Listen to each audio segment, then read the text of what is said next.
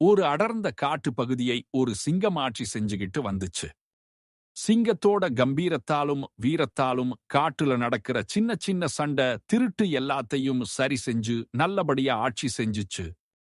கொஞ்ச நாளுக்கு அப்புறமா அந்த சிங்கத்துக்கு வயசாகிடுச்சு. அந்த வயசான சிங்கம் முன்ன மாதிரி ஓடியாடி வேட்டையாடுறதோ காட்டு பிரச்சனைய தீர்க்கிறதோ முடியாம போச்சு.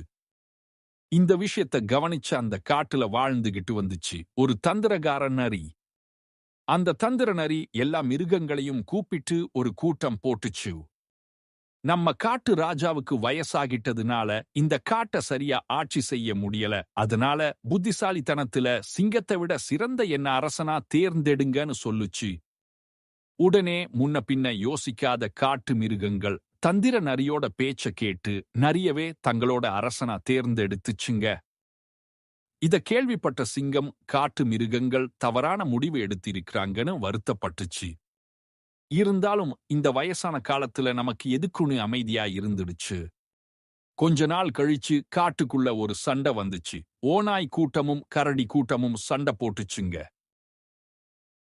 அதனால காட்டுக்குள்ள இருந்த அமைதியே போயிடுச்சு. உடனே காட்டு மிருகங்கள் எல்லாம் சேர்ந்து புது அரசரான நரிகிட்ட போய் இந்த சண்டைய முடிவுக்கு கொண்டு வர சொல்லுச்சுங்க.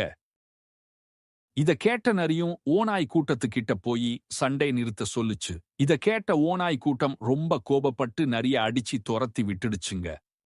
உடனே கரடி கூட்டத்துக்கிட்ட போய் சண்டைய நிறுத்த சொல்லுச்சு. அதுக்கு கரடி கூட்டமும் நரிய அடிச்சு துரத்தி விட்டுடுச்சுங்க.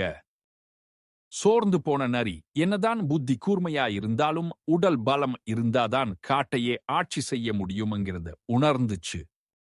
உடனே எல்லா காட்டு மிருகங்களையும் கூப்பிட்டு தன்னோட தோல்வியா ஒத்துக்கிட்டு காட்டு மிருகங்கள் கிட்ட மன்னிப்பு கேட்டுச்சு. இத கேட்ட காட்டு மிருகங்கள் எல்லாம் இப்ப என்ன செய்யறதுன்னு குழம்பி போயிடுச்சுங்க. உடனே சிங்கராஜா கிட்ட போய் முறையிட்டுச்சுங்க. காட்டு மிருகங்கள் எல்லாம் தன்னை சந்திக்க வந்தத பார்த்த சிங்கம் நடந்த குழப்பங்க எல்லாத்தையும் தெரிஞ்சு ரொம்ப வருத்தப்பட்டுச்சு. உடனே அதுக்கு ஒரு யோசனை வந்துச்சு. பக்கத்து காட்டுல வாழ்ற தன்னோட தம்பி சிங்கத்தை இந்த காட்டுக்கு வர சொல்லி குரங்கு கிட்ட சொல்லி விட்டுச்சு. வயசான சிங்கத்தோட சேதி கேட்ட தம்பி சிங்கம் தன்னோட அண்ணன் வாழ்ற காட்டுக்கு வந்துச்சு. அண்ணன் ஆட்சி செஞ்ச காட்டுக்கு வந்த தம்பி சிங்கம் அண்ணனோட அறிவுறுத்தல் படி ராஜாவா பதவி எடுத்துக்கிடுச்சு. ஓநாய் கூட்டத்துக்கிட்ட போன புது சிங்கம் சண்டை நிறுத்த சொல்லுச்சு. சிங்கத்தோட பலத்தை தெரிஞ்சிருந்த ஓநாய் கூட்டம் அமைதியா போயிடுச்சு. அதே மாதிரி கரடி கூட்டமும் சண்டை நிறுத்திடுச்சு.